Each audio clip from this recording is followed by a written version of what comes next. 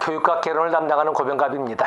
이번 시간에는 마지막 테마로 장학행정을 일별을 하겠습니다. 우리가 장학이란 무엇일까? 장학의 어원은 교재 519쪽에 있는 것처럼 슈퍼비전이란 용어를 일반적으로 출발점으로 봅니다. 슈퍼비전을 어원적으로 본다면 슈퍼 위에서 비전 보다. 그렇기 때문에 본래 장학이라고 하는 것은 감시, 감독, 통제란 용어로 이렇게 시작이 됐을 겁니다. 그러다가 오늘날에는 이것이 슈퍼비전이라는 용어를 쓰기도 미국식으로 쓰기도 하지만 유럽처럼 이렇게 지켜보다, 인스펙션이라는 용어도 같이 혼용되고 있는데 옛날처럼 어떤 수직적 위에서 감시하는 이런 개념보다는 오늘날에는 돕는다의 개념으로 이렇게 확대되어가는 이런 느낌이 가지고 있는데, 그래서 3번에 거기에 보시면 교사와 학생의 성장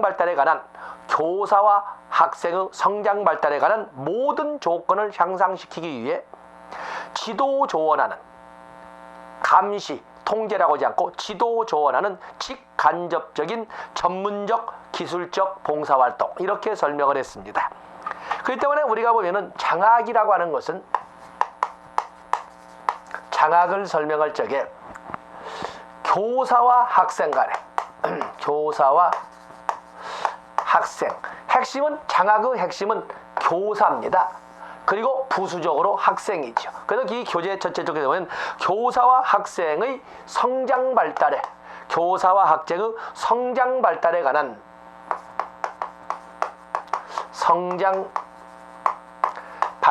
관한 모든 조건을, 교사와 학생의 성장 발달에 필요한 조건에는 인적 조건, 물적 조건 모두 있는데 모든 조건을 향상시키기 위한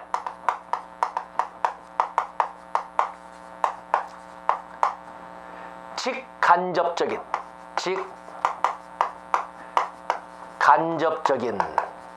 여기 중요합니다.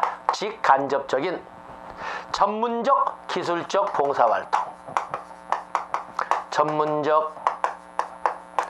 기술적 봉사활동이 되겠어요. 교사와 학생의 성장 발달에 도움이 될 수 있는 모든 조건을 향상시키기 위한 직간접적인, 교사에 대해서는 직접적이고 그리고 학생에 대해서는 간접적이지요. 그렇기 때문에 우리가 보면은 이 장학의 개념을 가지고 여러분들은 520페이지 박스를 보시죠. 520페이지 그림을 보시면 학교 기능이 나와 있습니다. 학교 기능이 나와 있어요. 학교 기능은 수업 관련, 학생 관련과 수업 관련으로 이렇게 나눠보고 있는데, 그래서 보면은 거기 520페이지 보이시죠? 학생에 관련된 학생 관련성이 높으냐 낮으냐, 다음에 수업 관련성 또는 교사 관련성이 높으냐 낮으냐를 가지고 설명한다면, 학생과의 관련성도 거의 없으면서 교사와의 관련성도 거의 없는 이 부분의 영역, 학생과의 관련성도 거의 없고 교사와의 관련성도 거의 없는 이 영역을 우리는 관리 기능이라고 합니다. 관리 기능, 행정실, 여러분들이 시험 보고자 하는 바로 행정실의 기능은 교사 또는 수업과의 직접 관련성도 없고 학생과의 직접적인 관련성도 없습니다. 그에 비해서 학생과의 관련성은 높으나 교사나 수업과의 관련성은 거의 없는, 여기는 이 영역은 창의적 체험활동, 체험활동의 영역이라고 이렇게 우리가 설명할 수가 있습니다. 그에 비해서 교사와 학생에서 교사나 수업과의 관련성은 아주 높으나 학생에게는 2부 리그로 영향력을 행사하는 이 기능을 우리는 바로 이 영역으로 설명을 하고 있는데, 이 영역을 우리는 장학의 영역이라고 합니다. 장학의 영역. 그런데 장학은 교사의 성장 발달에 대한 직접적으로, 학습자의 성장 발달에서는 교사를 통해서 간접적으로 영향을 미칠 수 있는 전문적 기술적 봉사활동을 설명하는 것은 바로 여기 나오는, 교사를 위해서는 직접적으로, 그리고 학습자를 위해서는 교사를 통해서 간접적으로 이렇게 영향을 미칠 수 있는 전문적 기술적 봉사활동이라고 합니다. 그에 비해서 교사나 수업과의 관련성도 높고 그리고 학습자와의 관련성도 높은 바로 이 영역을 누리는 교수학습의 영역이라고 이렇게 설명할 수가 있습니다. 지금 여기에서 우리가 다루고 있는 것은 장학행정이기 때문에 여기를 보고 있지만 시험을 준비하는 여러분들은 바로 이 영역을 향해서 지금 달리고 있는 거지요. 교사와 또는 교사나 수업과는 직접적 관련이 없고 학습자와도 직접적인 관련이 없는 학교의 기능은 관리 기능이다. 이렇게 설명을 하고 있습니다. 해서 여러분들 519페이지에 있는 장학의 개념과 더불어서 520페이지에 있는 그 해리스가 제시한 학교 운영의 기능을 같이 연결시켜서 공부하시면 되겠습니다. 그래서 헤드를 붙여놨죠. 다음에 520쪽 하단부에 보면 장학의 기능이 나와 있습니다. 장학의 기능, 많은 이런 기능이 있지만 특히 선생님들에게 직접적으로 관련이 있지만 각 학습자에게는 선생님을 통해서 간접적이기 때문에 2번, 3번, 4번, 5번 전부 뭘로 되어 있어요? 선생님을 위해서 존재하고 있습니다. 장학의 궁극적인 목적은 선생님의 능력을 향상시켜서 결국에 교육과정 운영의 개선을 돕는다. 또 선생님의 운영 능력을 또는 수업 지도 기술을 개선 향상시킴으로써 교육 자료와 수업 지도 기술의 개선을 돕는다. 교사의 자아 실현을 도와주는 활동이다. 교사의 전문적 성장을 돕는다. 교사 간의 갈등을 해소한다. 교사들의 동기를 유발시킨다. 등등 교사에게는 직접적인 영향력을 행사하는 기술적, 전문적 봉사활동이 되겠어요. 그리고 너무 범위가 넓어서 나눠놨습니다만 장학의 기능과 장학의 특징은 그냥 특징으로 보든 기능으로 보든 같은 게 너무 번호가 많지 않습니까? 그렇게 해서 같은 말이 계속 반복되고 있는데 5번에 4번에 보시면 교육과정 운영의 개선을 돕는다. 결국에 장학의 기능 2번에 있는 내용이 되겠고 교육자료와 학습과정을 개선한다. 이것은 장학의 기능 3번 밑에서 둘째 줄 교육자료와 수업 지도 기술의 개선을 돕는다. 내용과 똑같지 않습니까? 교사의 자아실현을 돕는다. 역시 마찬가지로 장학의 기능에서도 교사의 자아실현을 돕는다. 교사의 전문적 성장을 돕는다. 장학의 기능에서도 선생님들이 바로 교사의 전문적 성장을 돕는다. 자, 이런 말들을 똑같이 반복을 했습니다. 뻔히 반복되는 내용을 왜 썼을까? 문제가 이렇게도 나오고 마침 장학의 특징으로도 나오고 장학의 기능으로 나오기 때문에 똑같은 문장임에도 불구하고 선생님들마다 출제위원들마다 책에서 이렇게 달리 쓰고 있기 때문에 그냥 그대로 같은 문장을 그대로 그래서 답제를 해놓은 것입니다. 그래서 장학의 기능에 2, 3, 4, 5 또 그런가 하면 장학의 특징에 나오는 3, 4, 5, 6 이런 내용들을 여러분들이 같이 보면서 복습 겸해서 인지를 해놓으시면 되겠습니다. 다음에 장학의 태도, 장학 담당자의 태도가 되겠는데 여기는 연구 장학사에 관련된 쪽에서는 출제가 되겠지만 그렇습니다. 그래서 장학 지도의 원리는 멜코우가 제시한 걸로서 태도의 원리, 장학 담당자가 갖추어야 할 태도의 원리가 되겠는데 장학 담당자는 장학 지도에 대해서 건설적이고 진취적인 태도를 가져야 된다. 창조의 원리, 장학 담당자는 구태의연한 기존의 방법만을 고수하지 않고 그리고 새로운 것을 창조하고 새로운 것에 접근할 수 있는 자신감 있는 또 뭔가 새로운 것을 만들어내려는 이런 그 노력을 해야 된다는 것이 창조의 원리. 다음에 협동의 원리, 장학 담당자는 1인 독단적인 결정에 의해서 이끌어서는 안 되고 집단 과정을 존중해야 되고 여러 사람과 특히 장학 담당자의 소위 대상자인 조사와의 협력적 관계도 이끌어야 된다는 것이 협동의 원리. 그 외에도 과학성의 원리, 효과의 원리 이런 등등이 장학 지도의 원리로 멜코우가 제시한 것이 되겠습니다. 다음에 522 찍으면 장학 지도의 방법 거기는 여러분들이 보시고 이런 등이 있다는 것이지 이것만 있다는 건 아니지요. 학교 방문, 연구학교, 연구수업, 현직교육, 회담도 역시 장학의 방법입니다. 회담도.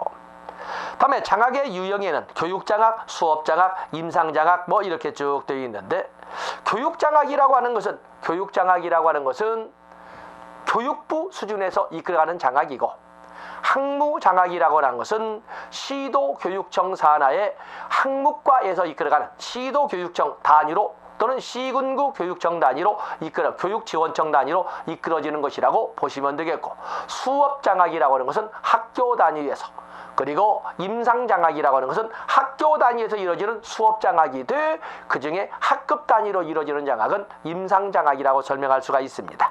그래서 여러분들 3쪽에 보시면 장학의 유형에서 장학의 유형을 가지고 어떠한 교수 학습 자료나 교육 내용, 교육 과정을 가지고 학급 단위로 이루어지는 것은 임상장학, 임상장학을 포함해서 학교 단위에서 이루어지는 장학은 수업장학, 수업장학에는 그렇기 때문에 임상장학뿐만 아니라 전통적인 확인장학, 동료장학, 자기장학, 마이크로티칭 등등등 많은 장학들이 존재하지만 그냥 여기 내는 걸로 본다면 이렇게 범위를 잡아볼 수 있다는 것입니다.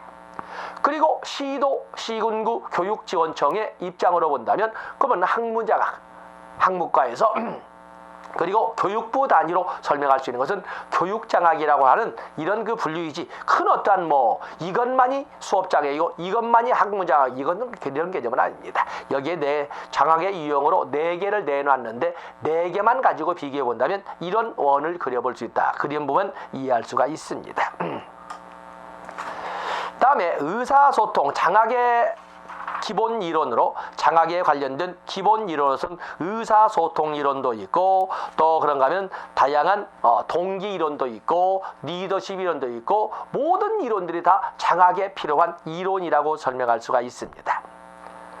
자, 거기 보시면 의사소통이 나와 있는데, 의사소통의 유형에는 의사소통의 기능 스코트가 정해서 통제, 조정, 동기부여, 감정 표현, 정보 제공 등의 기능을 수행한다 이렇게 보이는데, 자, 그냥 읽어보시고, 의사소통의 유형에는 언어적 의사소통도 있고 비언어적 의사소통도 있습니다. 안 읽어도 되겠지요? 넘어가 보시겠어요. 또 그러면 지시하명과 같은 일방적 의사소통도 있고 서로 주고받는 커뮤니케이션의 개념을 갖는 쌍방적 의사소통도 있습니다. 그런가 하면 공식적 의사소통 정도를 거치게 되는 공식적 의사소통도 있고 비공식적 의사소통도 있습니다. 자, 역시 설명하겠지요. 그런가 하면 방향에 의해서 상향적, 하위 상단의 상향적, 하부 구조에서 상부 구조로 보고 등을 포함해서 아래에서 위로 올라가는 상향적 의사소통도 있고, 하위 상단이지요. 그런가 하면 일방적으로 지시하명은 하향적 지시하명이라고 하는 하향적 의사소통도 있고, 그러면 위에 있는 것처럼 쌍방적 의사소통도 있고 서로 왔다 갔다 하는 대각적인 의사소통도 있다라고 학자들이 분류하고 있지만 그렇게 중요성을 갖거나 그러지 않습니다. 일반적으로는 우리가 상방적, 하방적, 상향적, 하향적, 상향적은 하위 상단, 그리고 하방적은 하향적은 상위 하단, 지시하명 이렇게 생각하시면 될 수 있습니다. 의사소통망의 형태 좀 깊이 들어가지 않나 이렇게 되겠습니다만, 의사소통의 형태로서는 쇠사슬형, 수레바퀴형, 또 원형, 또 완전 연결형 등이 있습니다. 의사소통의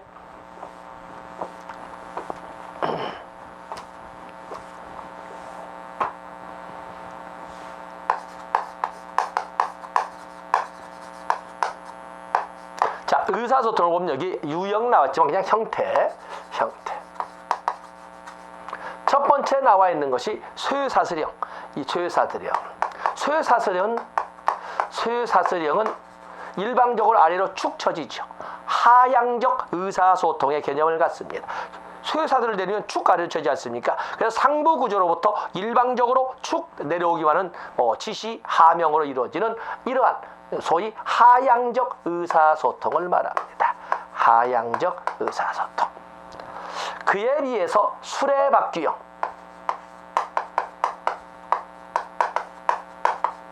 수레바퀴의 모습을 가지고 설명하기 때문에 이 수레바퀴형은 모습이 이렇게 리더를 중심으로 해서 많은 부하들이 이렇게 둘러져 있죠. 모두 중심에 있는 리더를 향해서만 의사소통이 이루어지는, 리더만을 중심으로 해서 이루어지는 의사소통은 수레바퀴형이라고 합니다. 그에 비해서 원형이라고 하는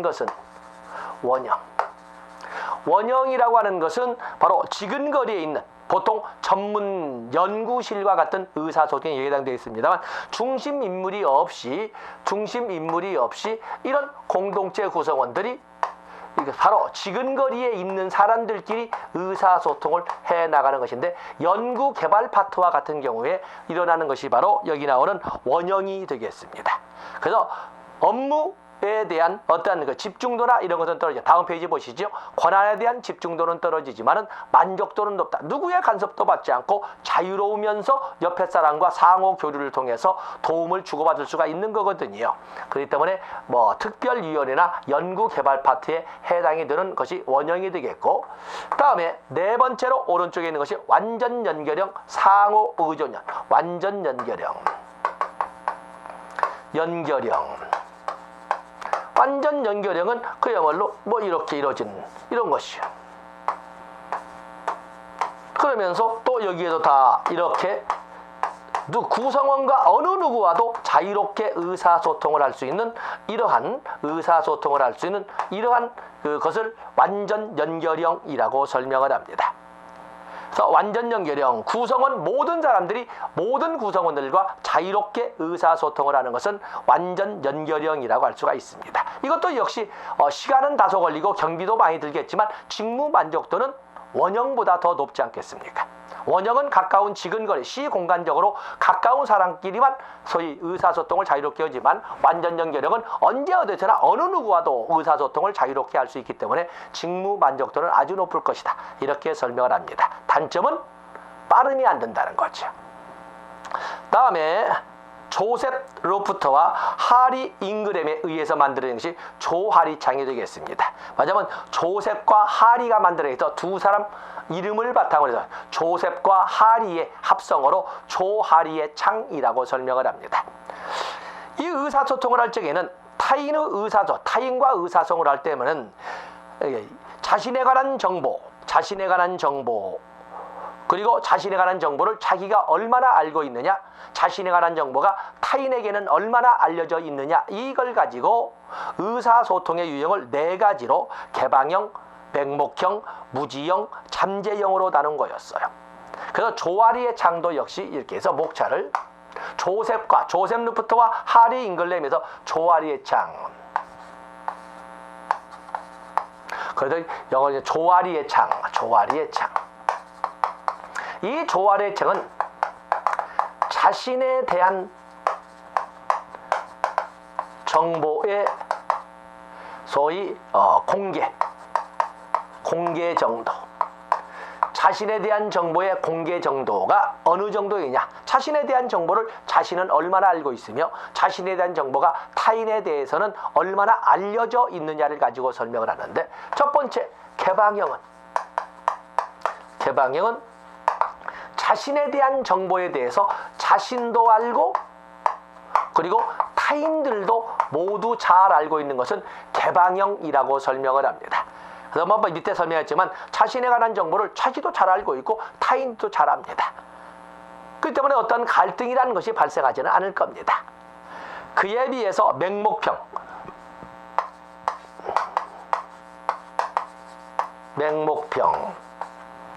독단형이라고 설명을 하는데, 거기 보면 맹목형 뭐라고 되어 있습니까? 자신에 대한 정보를 다른 사람들은 잘 알고 있는데 정작 당사자는 몰라. 눈이 멀어 있어요. 그렇기 때문에 이 자신에 대한 정보에 대해서 자신은 모르고 다른 사람만 알려있는, 다른 사람만, 그야말로 사람 인해 장막에 가로막혀서 제대로 된 보고가 올라가지 못했다고 지탄을 받는 이승만 대통령의 말년의 그 모습이 바로 이런 것이 되겠고, 아니면 한국사의 입장으로 본다면 고려의 무신정권기의 경대승의 도방정치가 바로 이와 같은 이런 문제가 될 거예요. 사병집단의 호의를 받았다라고 하지만 사병집단에 의해서 외부 정보에서 완전히 차단된 이런 모습들이 4년간의 경대승의 정치라고 할 수가 있는 것입니다.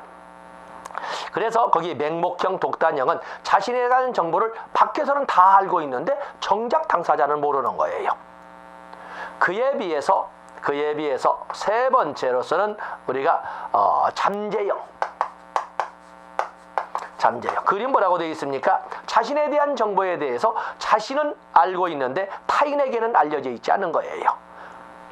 잠재형. 자신에 대한 정보를 자신은 알고 있는데 밖에는 알려져 있지 않아요. 이 잠재형을 그래서 뭐라고 되어 있습니까? 비밀형, 과묵형이라고 합니다. 비밀형, 과목형. 그에 비해서 무지형, 폐쇄형이지요. 폐쇄형, 미지형. 폐쇄형은 자신에 대한 정보를 자신도 모르고 어느 누구도 알지 못해요. 바로 이런 것들은 바로 폐쇄형 또는 미지형 또는 무지형이라고 설명을 합니다.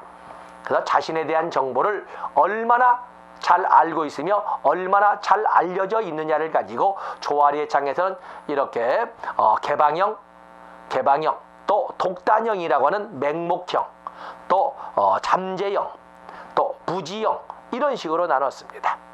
그래서 4개의 특징, 525페이지에 있는 4개의 특징을 여러분들이 꼭 정리를 해 놓으실 필요가 있습니다. 다음에 자아교류 분석이라고 하는 것은 이건 우리가 장학이론에서 다뤄야 되는데 장학이론의 출제 비중이 적어서 아예 언급을 하지 않았습니다. 의사교류 분석, 에릭 베른 또는 에릭 번 이렇게 읽는데 의사교류 분석은 프로이드는 성격의 구조를 이드, 에고, 슈퍼에고라고 구분을 했는데 바로 이드, 에고, 슈퍼에고의 개념, 성격의 구조란 말을 그렇게 쓰지 않고 자아 상태라고 설명을 했어요. 그러면서 이드, 에고, 슈퍼에고를 달리 표현해서 이드는 어린이의 자아 상태, 에고는 어른의 자아 상태, 슈퍼에고는 어버이의 자아 상태로 설명을 했어요. 그러면서 문제 발생의 원인은 현실의 원리의 지배를 받는 프로이드의 에고, 다시 말해서 에릭 번의 어른의 자아가 활성화되어야 되는데 그러지는 못하고 오히려 유치하고 비합리적인 어린이의 자아 상태, 그런가 하면 너무 원리 원칙에 고답적인 슈퍼에고 속에 속하는 어버이의 자아 상태가 활성화되기 때문에 문제가 야기되는 것이다. 바로 이런 어린이의 자아 상태나 어버이의 자아 상태를 줄이고 현실의 원리의 지배를 받는 어른의 자아 상태를 활성화시킨다면 문제는 치유될 수 있다 하는 것이 에릭 번의 이론이 되겠습니다. 그 때문에 거기 어린이의 자아 상태, 차일드 에고, 그럼 프로이드로 본다면 이드에 해당이 되겠고 어른의 자아 상태, 어덜트 에고라고는 A라고 쓰고 있는데 여기는 현실의 원리를 지배하는 프로이드의 에고를 말하고 있는 것이고 어버이의 자아 상태는 바로 어버이, 페런트 이렇게 해서 이 프로이드는 여기를 슈퍼에고라고 했던 거였어요. 그러면서 문제 발생의 원인은 기억이나 니은, C나 P가 지나치게 활성화됐기 때문에 문제가 발생한다. 그를 줄이고 현실의 원리의 지배를 받는 어덜트 에고라고 하는 어른의 자아를 활성화시킬 수 있다면 문제는 치유된다 하는 관점입니다. 그러면서 에릭 번은 생활 자세를 4가지로 했는데 자기 부정, 자기 부정, 타인 부정에 세상의 모든 것을 절망적이고 폐쇄적이라는 이런 생활 자세도 있는가 하면은 자기는 인정하면서 타인은 인정하지 않으려는 자기 긍정, 타인 부정. 또 어떤 사람은 자기는 부정하면서 맹목적으로 권위 있는 사람만 따라가는 자기 부정, 자기는 부정하면서 타인을 긍정하는. 물론 가장 바람직한 것은 자신도 인정하고 타인도 인정하는 자기 긍정, 타인 긍정의 생활 자세가 좋겠습니다만 이렇게 생활 자세를 4가지 유형으로 나누는 것도 에릭 번 심리 교류 분석이 되겠습니다. 뭐 그런 정도, 너무 깊이 들어가고 있습니다만 그런 정도 보시면 되겠고, 뭐 개인의 의사소통 보면 감정형, 지시형, 뭐 사려형, 지원형 이렇게 나누기도 했다는 걸 봐주시면 됩니다. 다음에 학무장학이 나와 있지요. 학무장학. 학무장학은 출제 비중은 거의 없지만 아까 보는 것처럼 장학의 유형에는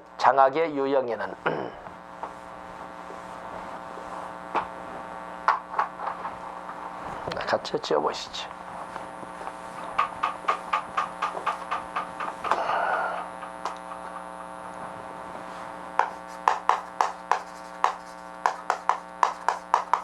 앞에서 보신 것처럼 교육부 수준의 교육장학, 그리고 지방자치단체의 교육지원청 학무과에서 주관한다고 생각할 수 있는 학무장학, 그리고 학교 단위로 이루어지는 수업장학, 학교장학. 이 학교 단위의 수업장학, 학교장학 중에 다양한 것들이 있는데 그러한 것 중에 하나가 바로 임상장학. 여기는 교육부, 중앙 단위죠. 교육부 단위에서. 여기는 교육청 단위죠. 교육지원청 단위로.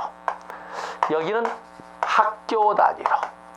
여기는 학급 단위로 이루어지는 장학을 이렇게 학급 장학이라고 합니다.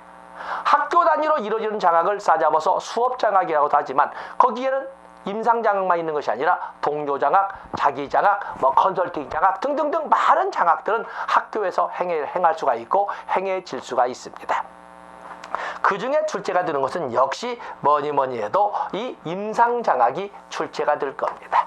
임상장학이. 그래서 여러분들 교재의 편제상 다양하게 학무장학이란 개념만 보겠습니다. 527페이지에 보면 학무장학이란 주로 일선 학교 현장에서 교육이 잘 이루어질 수 있도록 장학 요원들이 학교 단위에 파견되거나 학교 단위를 대상으로 지도 조언하는 것을 말한다. 2번 지방교육 행정조직의 대표기관인 시도교육청을 중심으로 이루어진다라는 것을 학무장학이라 하고 학무장학의 유형으로서는 528페이지에 있는 것처럼 종합장학, 개별장학, 요청장학, 주기별 자율장학, 단인장학, 특별장학, 표집장학 등등등을 예로 들어볼 수 있다라고 쓰고 있는 것입니다.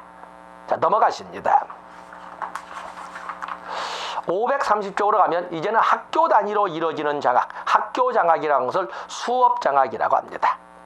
거기 수업 장학에 보면은 거기 일반 장학과 수업 장학을 비교했는데 일반 장학이라고 하는 것은 보통 행정적 의미가 강한 데 비해서 수업 장학은 그래도 교실 수업에 초점을 두는 장학을 수업 장학이라고 합니다.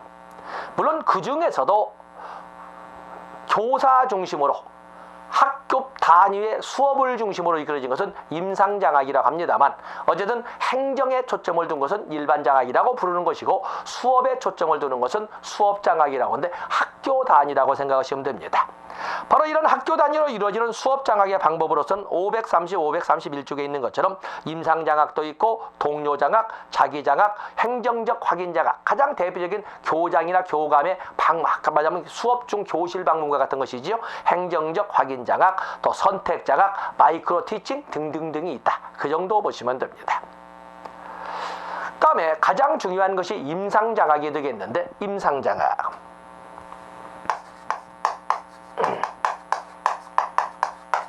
임상장학은 1950년대에 코간에 의해서 그러면 코간이 제시한 것이 되겠는데 그냥 무작위로 쓴다면 장학사와 동조과는 관계가 쌍방적, 동료적, 민주적 관계 속에서 이루어지는 장학. 종래의 장학은 장학 담당자가 상급자의 지위에서 일방적으로 전문적 관점을 가지고 조언이란 말은 쓰지만 사실 하향적 의사소통으로 이끌어가는 장학이거든요. 그런데 임상장학이라고 하는 것은 장학 담당자와 교사가 대등한 쌍방적, 민주적, 이런 동료적 관계에서 이끌어지는 장학이라는 특징을 가지고 있고 이것은 학급 단위로 이루어지는 학급 단위로 그리고 언어적 상호작용 분석을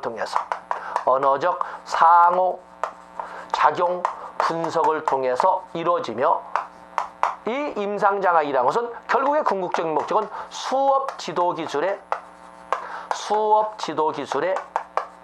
개선 목적으로 이루어지는 장학을 임상장학이라고 합니다. 자, 이런 내용을 가지고 볼까요? 531쪽에 보시면 임상장학은 2번에 1번입니다. 1번에 1번 임상장학은 1950년대 코간이 처음 사용한 개념으로 전통적 장학이 지시적, 권위적인데 비해서 장학사 중심인데 비해서 쌍방적, 상호작용적, 민주적인 교사 중심의 장학이다. 자, 이것도 쓸까요? 그냥 교사 중심. 장학사 중심이 아니라 전통적인 교사 중심의 장학이다. 그것도 썼습니다.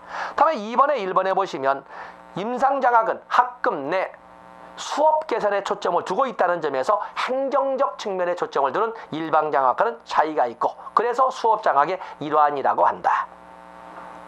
다음에 532페이지로 넘어가 보시면 거기 목표와 특징이 나와 있죠. 거기 위에 나와 있는 수업장학과 임상장학의 위계는 조금 전에 봤으니까 살펴보시고 거기 목표와 특징이 나와 있습니다. 수업 기술의 개선, 에치슨과 고려 수업 기술의 개선.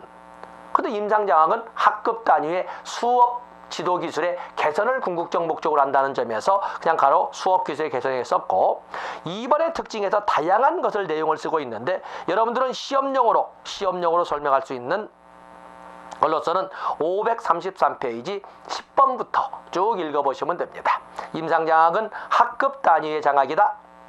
상호작용적이며 민주적인 교사 중심의 장학이다. 쌍방적 동료적 관계에서 실시된다. 교실 내 실제 행위와 교실 내 수업의 실제 행위와 교실 내 상호작용에 초점을 둔다. 수업 기술 개선에 초점을 둔다. 언어적 상호작용 분석법을 쓴다. 이런 말들, 지금 썼던 내용들 다 여러분들이 이 교재에서도 볼 수가 있습니다. 다음에 임상장학의 절차가 다양하게 나와 있는데 일반적으로 에치슨과 고울로 설명하는 교육 협의회, 그리고 수업 관찰, 그리고 피드백 협의회 3단계 여러분들이 보시면서 넘어가시면 되겠습니다. 바로 여기가 수험 범위가 되겠어요. 그 외에도 장학에는 그 장학의 유형을 개별적으로 본다면 전통적인 교감 선생님이 수업 중 교실을 방문해서 이끌어가는 행정적 확인 장학도 있고, 페이지 넘어가 보시죠. 그런가 하면 자기 스스로가 자기 수업을 녹화해 놨다가 보면서 이끌어가는 자기 장학. 그렇죠? 자기 장학. 자기 스스로 자기 수업 분석을 통해 되는 자기 장학도 있고, 친한 동료 교사들에게 도움을 청해서 그들의 관찰 분석의 결과를 가지고 이끌어가는 동료 장학도 있습니다. 거기 보면 동료 장학이란 동료 교사가 서로 수업을 관찰하고 그 결과를 분석, 토론, 조언함으로써 서로 부담 없이 전문적 성장을 돕는 장학 방법이다. 아주 사교, 대인관계가 좋은 선생님 같은 경우에는 이렇게 동료 장학을 이끌어갈 수도 있습니다. 그런가 하면은 537페이지에 보면 선택적 장학이 나와 있지요. 장학이라고 하는 것은 꼭 어떤 방법이 최고의 방법이라는 생각을 해서는 안 된다. 선생님들의 성향이나 수업의 성향에 따라서 각기 달라져야 한다라고 하는 것이 바로 이 선택적 장학이 되겠어요. 그래서 그 박스에 보시면은 초임교사나 매너리즘에 빠지기 좋은 3년 이상이 장학을 받은 지 3년 이상이 된 선생님은 다시 한번 장학사를 토빙해서 민주적, 쌍방적, 대등한 이런 그 임상장학을 통해서 경계를 한다든지 수업 기술의 개선에 노력을 해야 된다. 그에 비해서 높은 동료의식을 가진 사람은 동료장학, 또 자기 분석력이 높은 사람은 자기장학, 이렇게 하고, 그리고 대부분의 선생님들은, 모든 교사는 이런 것을 선택하지 않은 동료장학이나 자기장학이나 임상장학을 선택하지 않은 사람은 한 번 정도는 교감 선생님의 도움을 받아서 전통적 장학인 행정적 확인 장학을 한 번쯤은 받을 필요가 있다. 그래서 어떤 장학이 가장 좋다 이렇게 생각해서는 안 되고, 상황에 따라서 선생님에 따라서 이렇게 다양한 방법을 취사 선택할 수 있도록 해야 된다 하는 것이 바로 선택적 장학이 되겠어요. 다음에 마이크로 티칭 나와 있죠. 마이크로 티칭.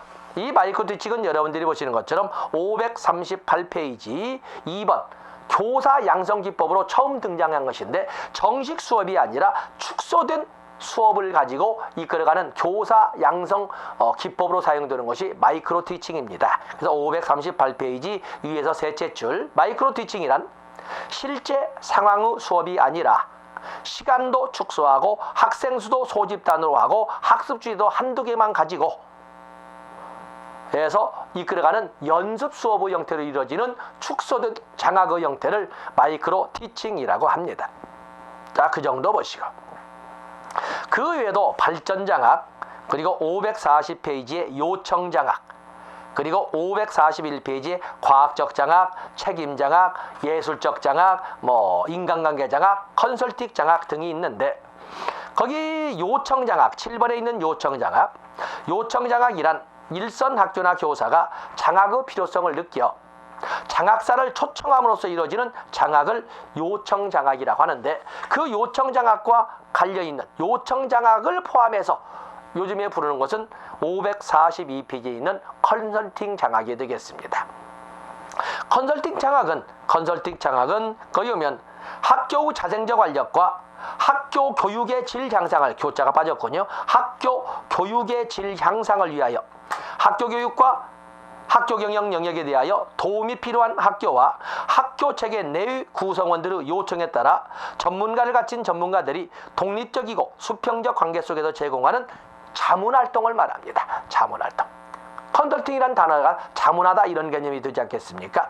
그래서 이 컨설팅 장학은 도움이 필요한 학교나 학교 구성원들의 요청에 따라 전문성을 지닌 전문가들이 찾아가서 아니면 찾아오면 거기에 대해서 조언 자문을 해주는 장학 기법을 컨설팅 장학이라고 합니다. 그 때문에 요청 장학도 컨설팅 장학의 하나의 개념으로 설명하시면 됩니다. 그래서 찾아가서 자문을 해주기도 하고 찾아오도록 해서 자문을 해주기도 합니다. 그래서 찾아가는 컨설팅 장학, 찾아오는 컨설팅 장학 이렇게 있는데 어쨌든 요청 장학도 컨설팅 장학의 하나라고 볼 수가 있다. 자, 나머지는 너무 좀 깊이 들어가서 뒤에까지 보면 이는 장학사 시험에서 나오는 시험이 되기 때문에 이런 정도에서 우리는 아주 짧지만 굵게 뭐 여러분들이 적어도 교육학을 시험 준비하면서 뭐 처음 본다 이런 생각은 해서는 안 되고 적어도 1독 정도 했을 때 조금 전에 내가 내 40번으로 나누어서 정리를 했던 바로 거기만 보고 가면은 최소한 여러분들은 세계를 벗어나지는 않는다. 기본 85점은 맞고 간다. 이렇게 설명을 하고 궁극적인 목적은 90점에 두겠습니다만 85점은 맞고 간다라고 생각하시면 됩니다. 그래서 많이 가지면 시간을 충분히 가지고 많이 공부하면 좋겠습니다만은 시간이 없을 적에는 핵심만 가지고 바쁜 중에 다가 아니라 이거 정해진 제가 수업 진행한 영역만 가지고 진행을 해도 여러분에게는 고득점을 제가 약속드릴 수가 있는 것입니다. 자, 여기까지 하겠습니다. 고맙습니다.